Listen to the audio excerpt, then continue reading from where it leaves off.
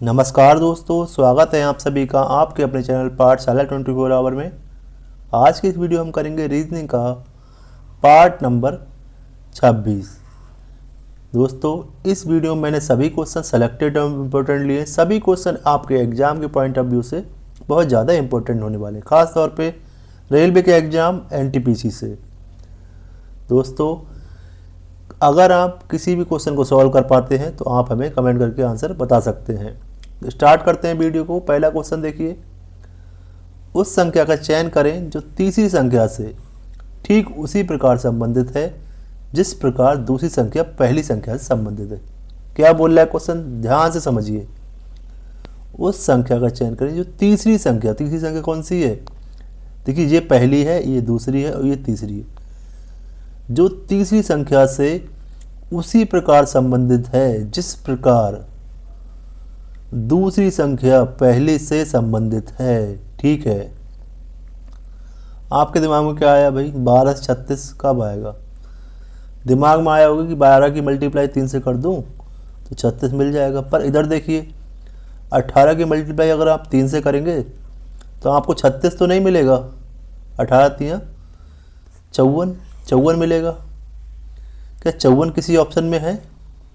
54 तो किसी ऑप्शन में नहीं है, तो ये वाली टेक्निक काम नहीं करेगी। कुछ और सोचिए, कुछ और दिमाग लगाइए।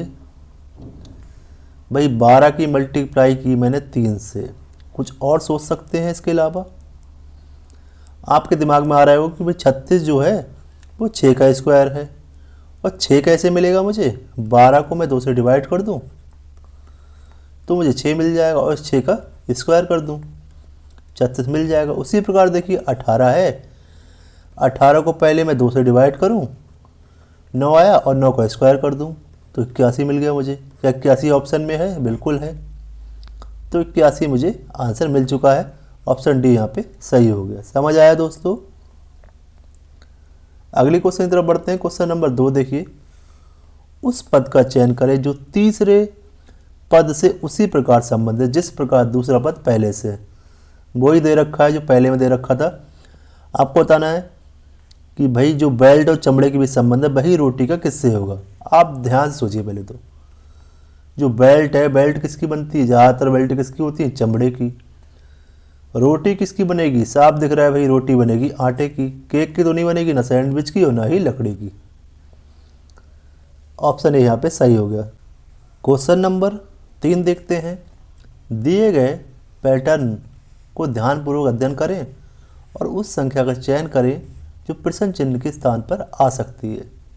देखिए, इस क्वेश्चन को दोस्तों या तो रो में सॉल्व करते हैं या कॉलम में। देखिए, पहले हम देखते हैं कॉलम में। 15 और 21 से आ रहा है 49, ठीक है। 3 और 6 से आ रहा है 5, 3 और 6 से 5 आ रहा है, यानी छोटी संख्या आ रही, तो हमें ये कंफर्म हो गया कि भाई कॉलम में सॉल्व नहीं हो पाएगा। अब हम देखेंगे रो में। ठीक है, 15 और 3 से 24 आ सकता है, बड़ा नंबर है। 15 और 3 से 24 आ सकता है। 21 और 6 से 30, ठीक है। 15 और 3 से 24 कैसे आएगा भाई? 15 में से मान लीजिए मैं 3 माइनस कर दूं, मुझे मिला 12, और इस 12 की मल्टीप्लाई कर दूं 2 से तो मुझे मिल गया 24। ठीक है, देखते हैं इसमें सेटिस्फाई करता है बीच वाले में। 21 में से 6 को माइनस किया, कितना मिला? 15, और 15 की मल्टीप्लाई कर दी 2 से, 30 मिल गया। बिल्कुल सेटिस्फाई कर रहा है। 49 में से अब मैं क्या करूँगा? 5 को माइनस करूँगा, और जो आएगा उसकी मैं 2 से मल्टीप्लाई कर दूँगा। 49 में 5 माइनस किया तो 44 मिला। 44 मल्टीप्लाई 2 88। ऑप्शन डी यहाँ पे सही हो गया। समझ आया दोस्तों? अगला क्वेश्चन करते हैं। क्वेश्चन नंबर 4, उस वह नारे का चयन कीजिए जो निम्न वर्गों के संबंध का सर्वश्रेष्ठ निरूपण करता है। आपको माताएं, बेटियां और महिलाओं के बीच वेन डायग्राम बनाना है। देखिए, पहले तो ये जानिए आप, जो माताएं हैं और बेटियां, सभी माताएं और सभी बेटियां क्या हैं? महिलाएं। तो सबसे बाहर बनाएंगे हम, सबसे बड़ा गोला बनाएंगे महिलाओं का, क्योंकि इसी के अंदर सभी माताएं और बेटियां आएंगी। सभी माताएं तो जो हो गई वो महिलाएं हो गई। ठीक है, अब हम देखते हैं क्या माताओं का बेटी से कोई संबंध है? भाई माताएं बेटी थोड़ी ना होंगी, माताएं बेटी नहीं होंगी, तो बेटी का अलग बनेगा। ठीक है, तो ऑप्शन डी यहाँ पे सही हो जाएगा। समझ आया दोस्तों? क्वेश्चन नंबर 5 देखिए, क्वेश्चन नंबर 5 क्या बोल रहा है? कथन निष्कर्ष का क्वेश्चन है। कथन क्या बोल रहा है? कोई एफ एन नहीं। ठीक है, ये मैंने एफ बना दिया और ये बना दिया एन। कोई भी एफ एन नहीं है, सभी एन एल हैं। सभी एन को मैंने क्या बना दिया? एल। और क्या दे रखा था? कोई एफ एन नहीं। ठीक है, एफ एन नहीं है, ये तो कंफर्म है। अब देखिए निष्कर्ष क्या है? सभी एफ एल हैं। सभी एफ एल हैं? बिल्कुल नहीं, सभी एफ एल कैसे हो सकते हैं?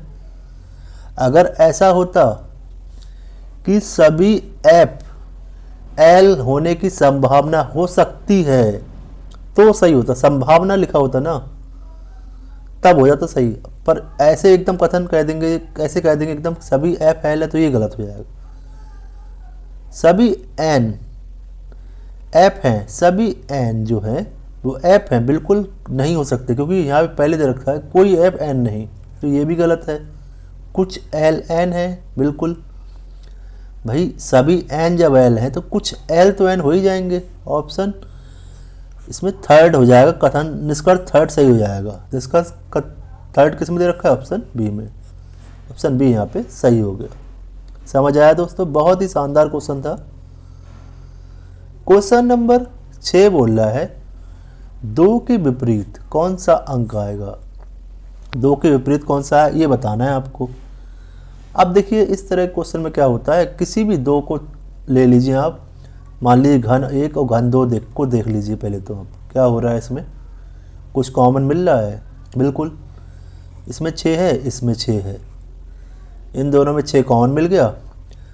जब 2 घनों में कोई एक नंबर कॉमन होता है तो उनको क्या करते हैं, एक दूसरे का अपोजिट लिखते हैं, और उसके बाद क्या करते हैं, हम क्लॉकवाइज नंबर लिखते रहते हैं। घन 1 में लिख रहे हैं हम क्लॉकवाइज, पहले तो 6 के बाद क्या आया? 4 आया, फिर 1 आया। अब घन 2 में देखिए 6 के बाद क्या आया? यहाँ पे 3 आया, फिर 5 आया। 3 को यहाँ लिख दिया 4 के नीचे और 5 को लिख दिया 1 के नीचे।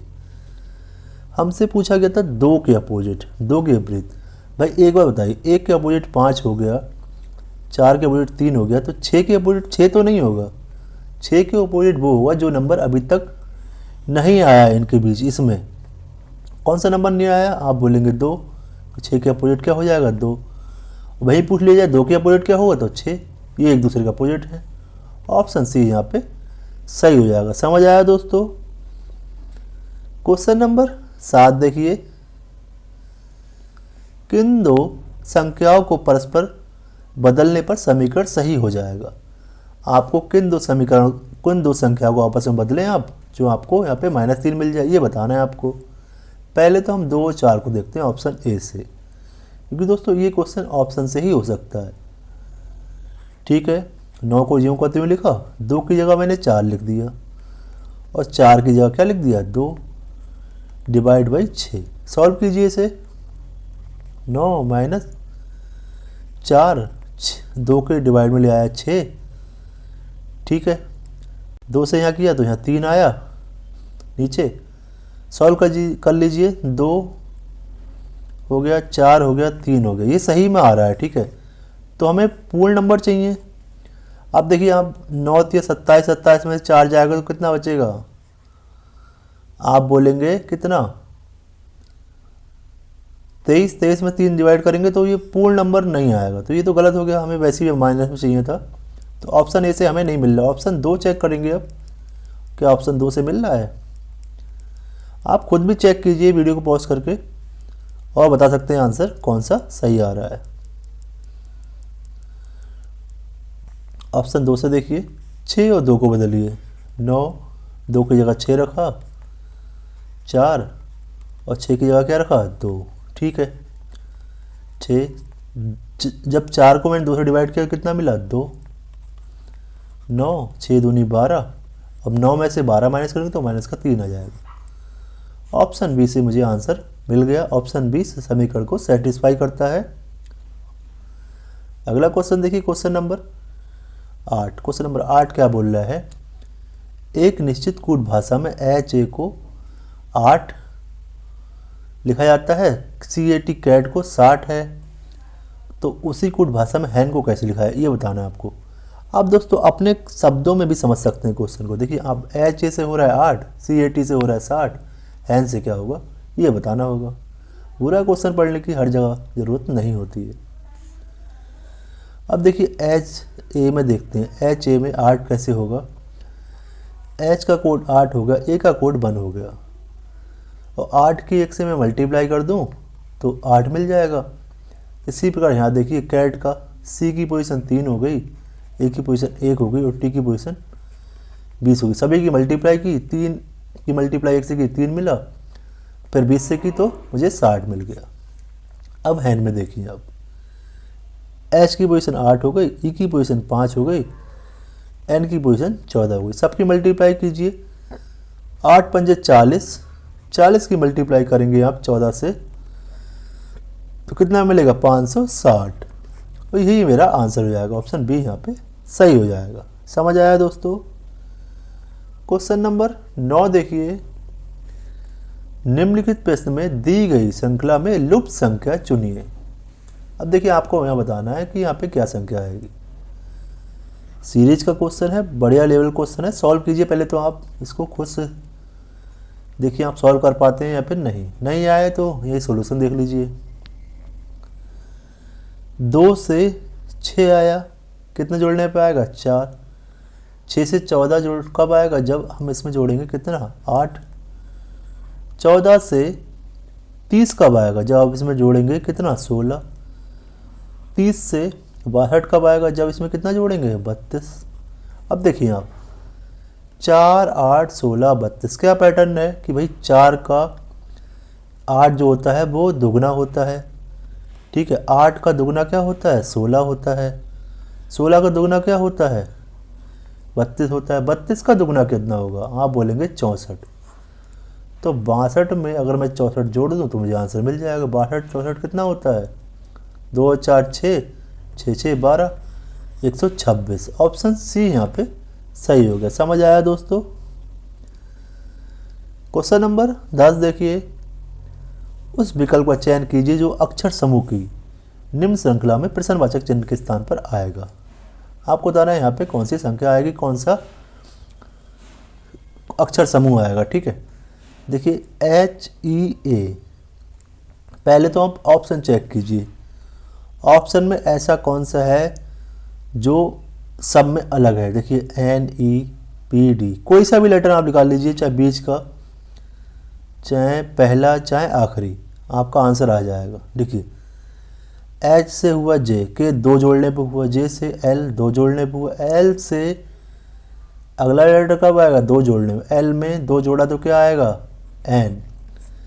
N किस ऑप्शन में दे रखा, ऑप्शन ए में। आंसर मेरा आ गया ऑप्शन ए सही।